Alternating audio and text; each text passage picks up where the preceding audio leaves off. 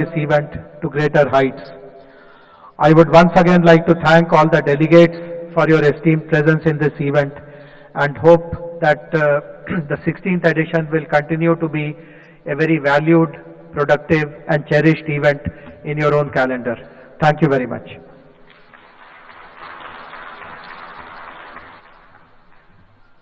Thank you very much, sir, for sharing with us the various initiatives that the government of Telangana is taking in the life sciences and healthcare industry, and there's still so much to look forward to. Thank you very much. Ladies and gentlemen, now going with the 15-year-old tradition, it's now time to witness the presentation of the Genome Valley Excellence Award, one of the most coveted awards for life sciences industry. The Genome Valley Excellence Award was introduced to recognize and honor eminent individuals and organizations for their exceptional contribution to the life sciences research and industry. The government had instituted the Genome Valley Excellence Award during its first BioAsia 2004 and being continued in every edition of BioAsia. This year, the organizing committee of BioAsia takes immense pride in conferring the Genome Valley Excellence Award 2019 upon Dr. Don W. Cleveland of the Ludwig Institute for Cancer Research, University of California, San Diego, USA. Can we have a huge applause for him, ladies and gentlemen? And we'd like to play a small audiovisual of his contribution. Can we have the AV, please?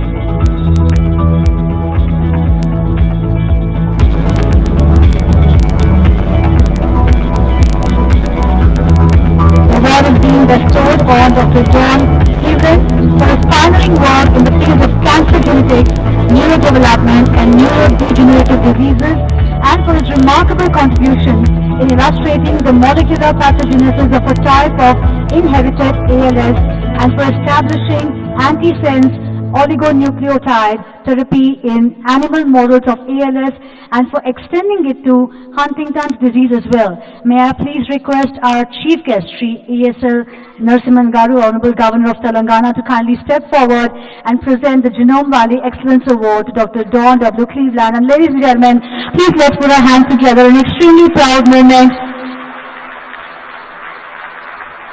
Thank you, Dr. Cleveland, for contributing all that you have, and in a way dedicating your entire life to this industry.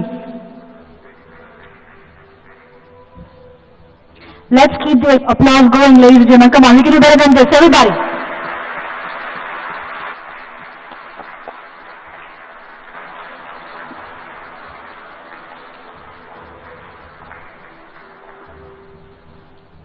Thank you very much, sir, for doing the honors. We'll just take a few moments for a photo up. And I now request Dr. Cleveland to share with us on how he feels receiving this award.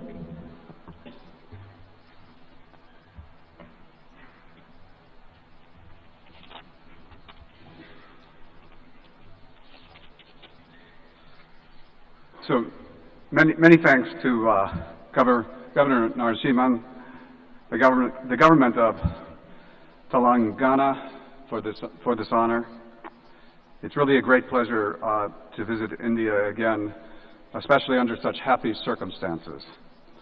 Actually, for me, it's always been a happy time coming to India.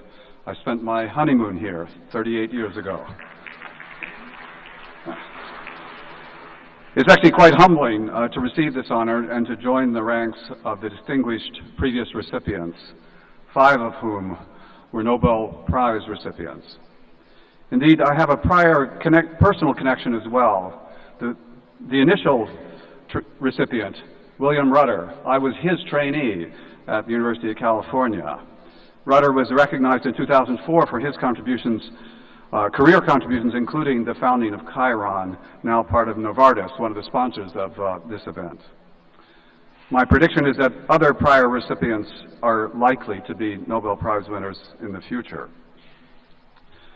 So why has the organizing committee given me this great honor?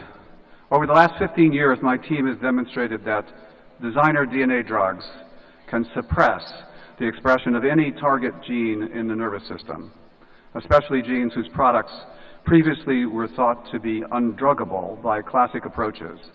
And it seems most appropriate this year, disrupt the disruption So that's exactly what we have learned how to do for individual genes in the nervous system.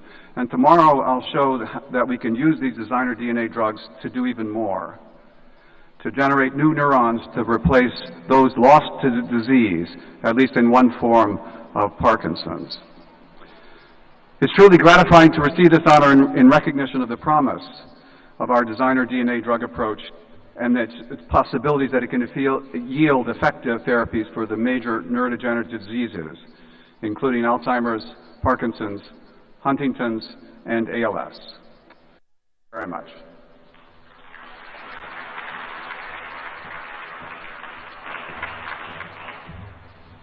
Thank you very much, Dr. Cleveland, for accepting this award, sir. The government of Telangana has always been on the forefront of life sciences industry. Leveraging on the existing capabilities of the state, the government has taken a lead to develop capabilities in partnership with leading vaccine manufacturers across entire vaccine value chain. Ladies and gentlemen, may I share that this will be the first of its kind initiative driven by the government in partnership with the industry and implemented by the Telangana Academy of Skill and Knowledge. The first program will have about 30 students, and interestingly, all the 30 students who will undergo training will be girls. The curriculum for this 100-hour program has been developed in tandem with the industry and will have faculties from industries as well. May I request our chief guest, our Honorable Governor, to kindly launch this vaccine skill development program. And may I request Mr. Jayesh Ranjan, Mr. Shakti Nagapan, Dr. Krishna Ella, Mr. Anand Kumar, and may I also invite Mr. Raj Shekhar from Shanta Biotech and Mr. Sujeev Nair, CEO TASK, to join our Honorable Chief Guest in launching the Vaccine Skill Development Program.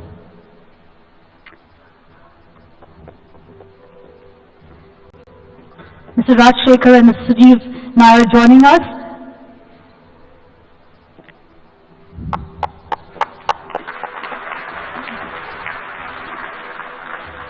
Ms. Mahima Datla, MD, Biological E, couldn't be with us here today. It's an initiative of Government of Telangana in partnership with Bharat Biotech, Shanta Biotech, Biological E, and Indian Immunologicals. Thank you everyone for doing the honors.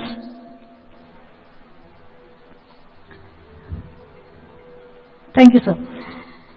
Moving ahead, ladies and gentlemen, as a tradition, BioAsia brings out knowledge papers on contemporary trends in life sciences. So far, about 20 reports have been launched, and continuing this trend, BioAsia, along with EI, has documented a report highlighting how the fourth industrial revolution is bringing about rapid technological advances. May I please request our Honorable Governor to step forward and launch this report. May I request Mr. Sriram Srinivasan to hand over the report to our Honorable Governor for launching the same.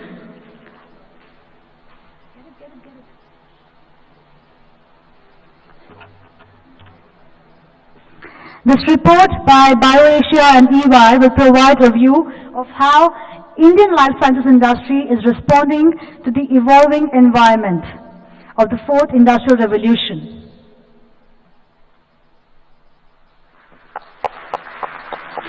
May I also request Mr. Srinivasan to kindly present a copy to all our dignitaries for a photo opportunity following the launch.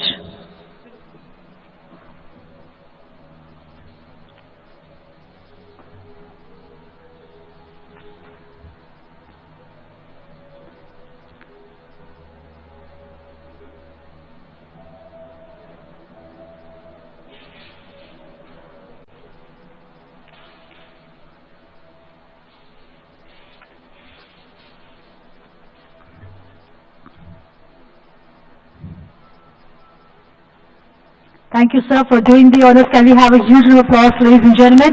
May I request all the dignitaries, if you can please stand up for a moment. We'd like to capture this beautiful moment. Maybe holding the copies of the document.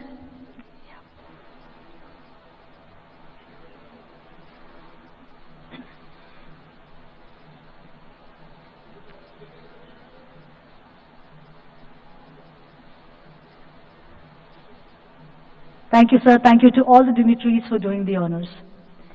And now, ladies and gentlemen, our Chief Guest, Honorable Governor of Telangana, it's extremely encouraging when he comes and makes his presence felt for our BioAsia inauguration. It only encourages us to do better and be better. I request our Honorable Chief Guest to deliver the inaugural address. Can you please welcome him with a warm round of applause?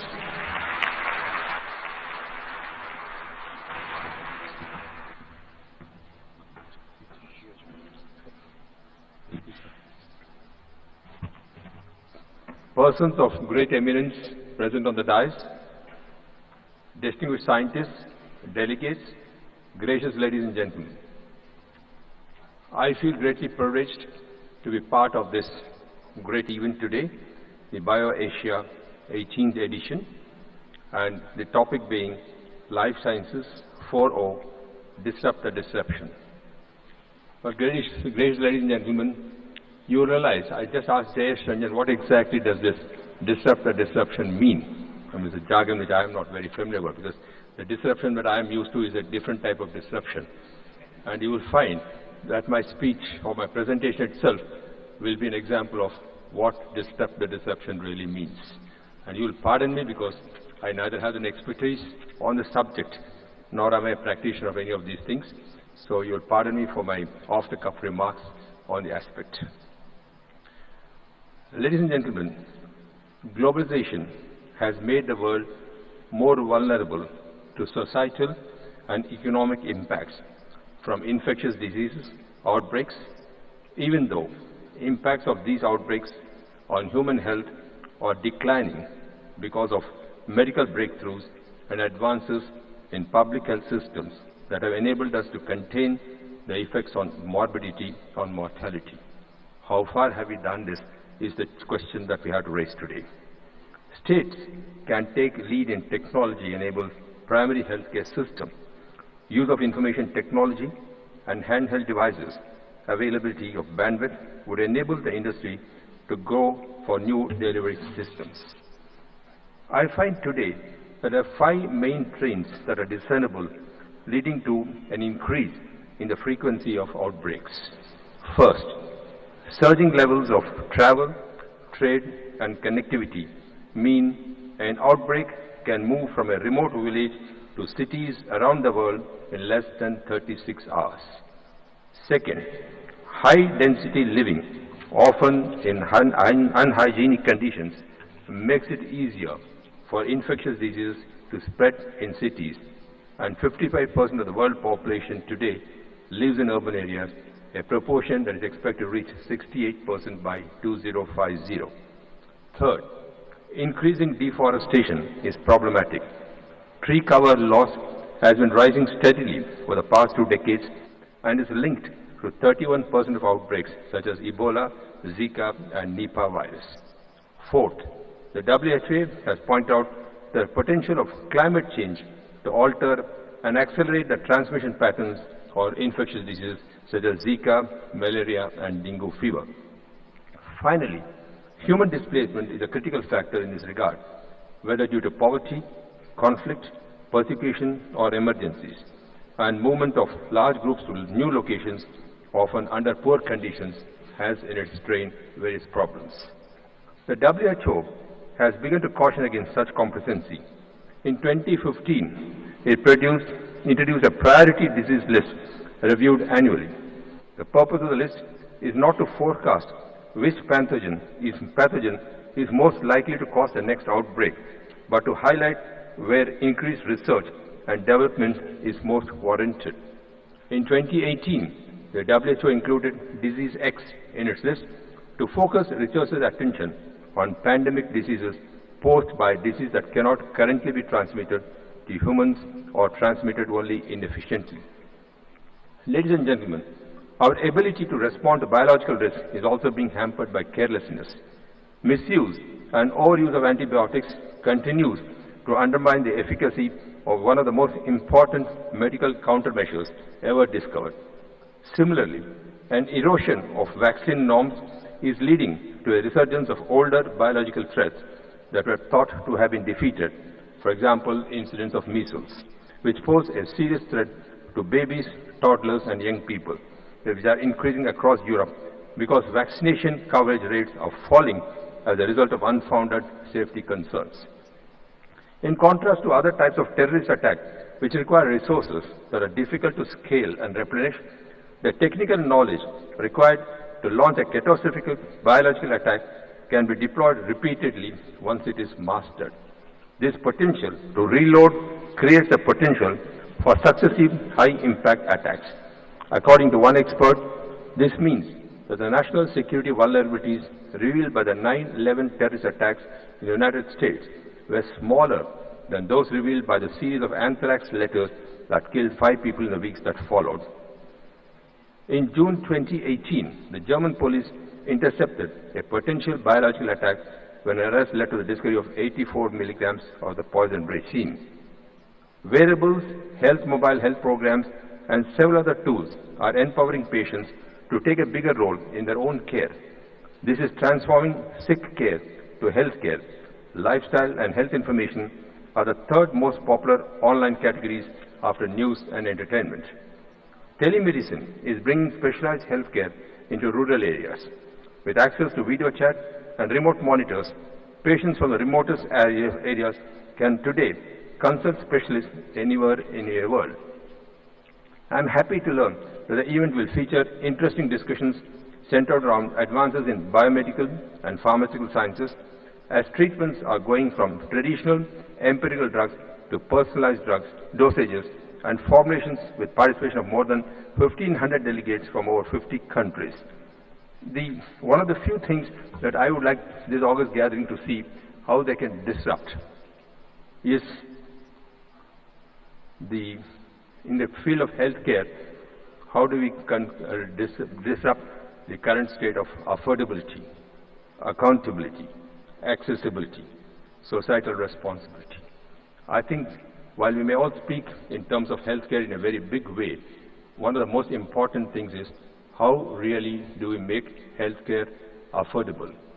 How do we make healthcare available, particularly in the rural areas? And how exactly do we make healthcare people accountable for their activities? These are the biggest challenges. While I do concede that the challenges posed by various diseases, etc., are one of the main things, I think experts like you who are sitting here should today decide how exactly are we going to make this happen. Because the concept is health is wealth, wealth is not health. I think this is what I think we need to understand. Today, while we are expanding our healthcare facilities, similarly, we are finding the costs also going up, and it is almost becoming unaffordable.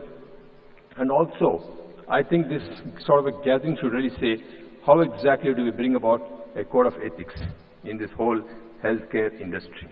That, I think, is our need of the hour. I think there's a code of ethics for everybody, and particularly in the healthcare industry, I think this is very, very important because you are playing with human lives. On you depends lives of many other people. So I think this is something we need to look at. The other very mundane issue that I would like to raise before this August gathering is, I think, ladies and gentlemen, I do not know whether it is time to go back to the old grandmother's remedies for various small ailments. Or do we have to rush to major healthcare specialists even for smaller ailments? I think we need to go back to these. The same remedies are probably sold today in capsule form, sometimes imported, sometimes the brand name, and at very heavy cost. I do not see any reason why we should go in for such branded items in a capsule form when they're available in abundance in Mother Nature, on Mother Earth. The other day, we had somebody who had come to me who gave me a bottle of tulsi leaves or neem powder or neem leaves, something like that, in a branded bottle, and said, I got this from abroad specially for you. I took him over to my garden and said, here are the tulsi plants, you can take as much tulsi as you want. And here is a neem tree, you can pluck as many neem leaves as you want. I think apart from looking at these branded items, we need to also see whether we should really go back to our age-old remedial measures for smaller ailments, and probably sometimes even for bigger ailments, because prevention is better than cure. And many of these homemade remedies, I think, prevent you from getting into these diseases or ailments. I think it is time that we need to ponder over this and not to be seen to rush for everything. But the other problem today is the stress levels that are increasing. Are they causing any ailments to people? how exactly do we sort of relate stress to healthcare industry is another thing that I would like to say. We have in our midst our award winner today, Dr. Don Cleveland of the Ludwig Cancer Research University of California, who has been conferred the award today for his excellent work. I would like to congratulate him for the excellent work that he has undergone. So there is one small issue that I would again raise before the August audience, that of late we find the incidence of cancer is very much on the rise. I really do not know whether it is because of environmental reasons, or is it for food reasons, or is it genetic reasons, is it hereditary reasons, but suddenly the outbreak of cancer has taken a huge toll of human lives in our country, and that is one thing which is a cause for concern and worry to many people. In fact, I am told in a particular location there is a train which runs and it is called the Cancer Express, because a whole lot of cancer patients go in that to another location where treatment is available at an affordable cost. I think we need to fight this thing and see what exactly this is all about. The other thing is that there are newer viruses which are coming in and which antibiotics are not able to handle. And of late we find particularly somebody starts off with a small infection, goes to a healthcare system, and the next 24 hours we find systems are collapsing. We are told the kidneys are failed, we are told something else has failed, and in 48 hours the man is gone. And I've had quite a few instances in the recent past on this aspect. I do not know what to do with this. And you ask the doctors, they have no explanation for this. They are themselves quite surprised. I think our research should really focus on why are such things happening. In fact, the other day somebody raised a very interesting issue, that how exactly are you sure that the ICU itself does not have an infection? Many times because there's no outlets, and the ICU itself might become a source of infection. Sometimes you're going to be there for long enough. I think these are some of the very mundane issues, but I think we need to focus on this, because while we are focusing on higher research, higher technologies of things of larger concern, I think we need to also focus on issues which are really hitting the common man. And this is what is happening every day. And I would like you, ladies and gentlemen, to focus on such issues and see how exactly we can do. And now that we have the pharma industry experts also here, there's one small request that I have to make, a very foolish request though as a governor. So can you make the names written on this medicine thing a little readable for senior citizens like us? Because it is impossible to read it. You require all sorts of equipment to read that. And thereafter, if you tear one tablet, then you are gone. You do not know what the rest of it contains, and you have to throw it away. I don't know if it's part of a sales effort or whether it is really a problem. I think we need to ensure that every tablet has a name which is readable, which the user can really use. It's a very mundane request, sir, from me as a senior citizen, because as I grow older, I'm finding it very difficult to read. Except in some tablets like on which you're very familiar, probably you are able to sort of look at the color and have it. But otherwise you tear off one slip and the whole thing is gone, and after that it's either an A is visible somewhere, an L is visible somewhere, an O is visible somewhere else, and then you have to put together and, oh, okay, it must be Comiflan.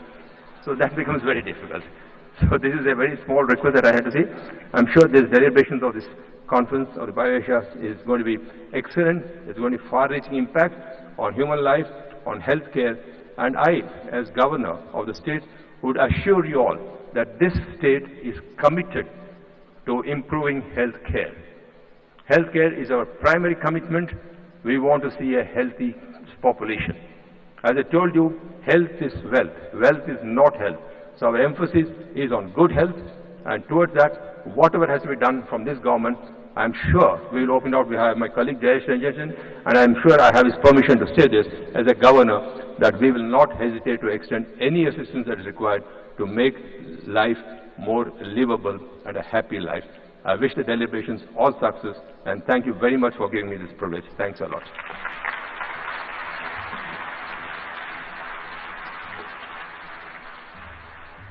Thank you very much, sir, for sharing with us the finer aspects of humanity and for the assurance that the government of Telangana is doing its best for the life sciences sector. Moving ahead, I would now like to request Mr. Ajit Ragnekar to present mementos to our dignitaries, starting with our Chief Guest, Honorable Governor of Telangana. Ladies and gentlemen, a huge applause for all the dignitaries. May we remind you that most of them keep really busy schedules. So thank you so much for joining us for the inaugural ceremony of the 16th edition of BioAsia. In the same line of thought, I request Mr. Rangnikar to present a memento to Dr. Don Cleveland.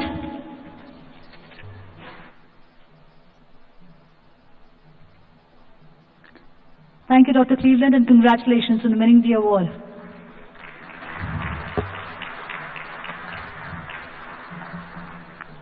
To Mr. Satish Reddy. Thank you very much, Mr. Reddy, for joining us for the inauguration.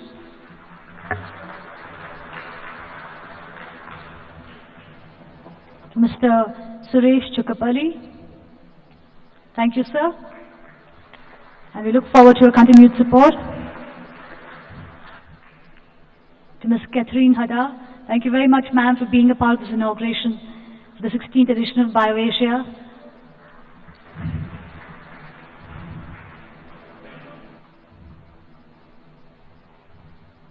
Dr. Krishna Ayala. Thank you, Dr. Krishna Ayala, for being with us, and Professor Balasubramaniam.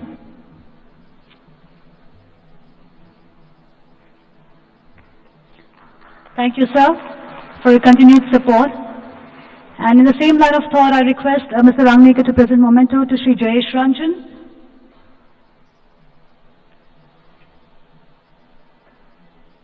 Thank you very much, sir, for your continued support and for inspiring us to do better and be better. Mr. Badri Srinivasan.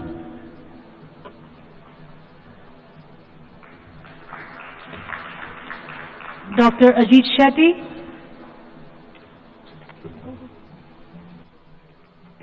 Thank you, Dr. Shetty.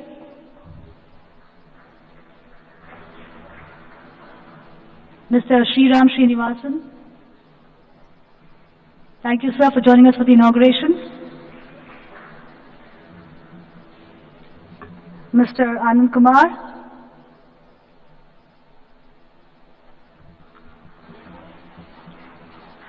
And Professor Radana. Thank you, sir, for joining us for the inauguration. And I request Mr. Shakti Nagapan to present a memento to Mr. Ajit Rangnikar.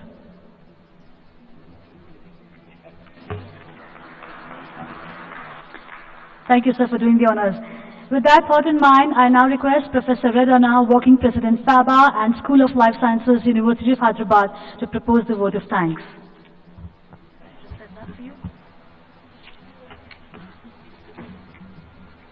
Good evening.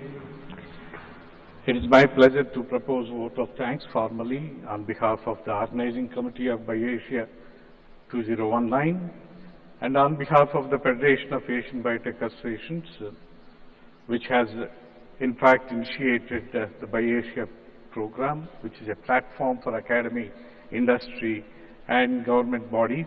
It has become not only an Indian and Asian event, but it has reached the global attraction in the area of pharma and biotech industries. Our sincere thanks to His Excellency Governor of Telangana, Sri Narasimhan Ji, for accepting to inaugurate this event and for the inaugural address. Our sincere thanks to Dr. Don Cleveland for accepting to receive the Gino Valley Excellence Award and also coming all the way here and receiving the award. Thank you, sir. And the event is possible because of the active participation of the government of Telangana, and our sincere thanks to the government of Telangana, and our knowledge partner, Ernst & Young, the principal industry host, Dr.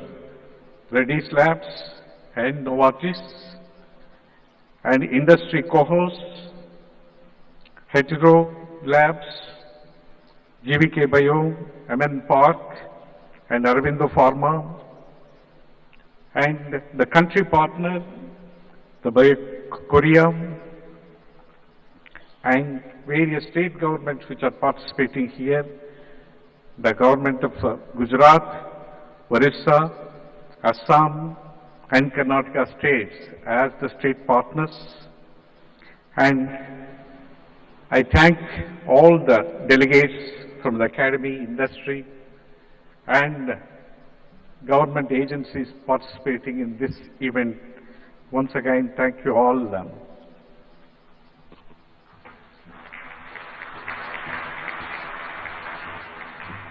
Thank you very much, sir.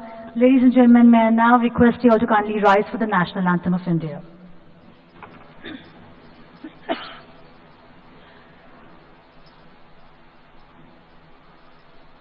Jana Gana Mana अधिनायक जय हे भारत भाग्य विधाता पंजाब सिंध गुजरात मराठा द्राविड़ उत्कल गंगा विंध्य हिमाचल यमुना गंगा उच्चल जगधि तरंगा तब शुभ नामे जागे तब शुभ आशीष मांगे गाहे तब जय गाथा जन गण मंगल दायक जय हे भारत भाग्य विधाता जय हे जय हे जय हे जय जय जय जय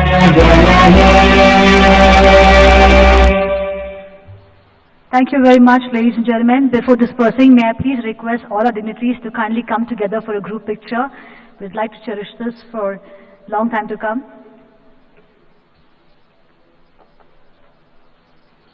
While we take a group picture, ladies and gentlemen, may we request all the participants and exhibitors to kindly proceed towards hall number 3 for the official inauguration of the BioAsia 2019 International Exhibition. Our Honorable Chief Guest will be inaugurating the same.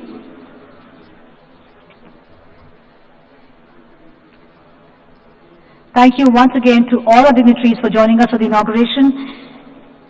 Ladies and gentlemen, we'd just like to take a few moments to acknowledge our event partners. Our event partners are the Department of Biotech, Government of India, Ministry of MSME, PSIIC, RICH, Telangana State Innovation Cell, our knowledge partners ENY, our principal industry host, Dr. Reddy's and Novartis, our country partner, Republic of Korea, industry co-host, Hetero, GVK Bio, MN Park and Aurobindo, our state partners, the Government of Karnataka, the Government of Gujarat, the Government of Assam and the Government of Odisha. Our international partners, Africa Bio and CGTI Spain, our startup state sponsor, Tech Mahindra. We'd also like to acknowledge the support of all our corporate and session sponsors, media partners and supporting organizations. I once again request all the participants and exhibitors to kindly proceed towards hall number 3 for the official inauguration of the BioAsia 2019 International Exhibition. Our Honorable Chief Guest will be joining us in a very short while and formally inaugurating the same.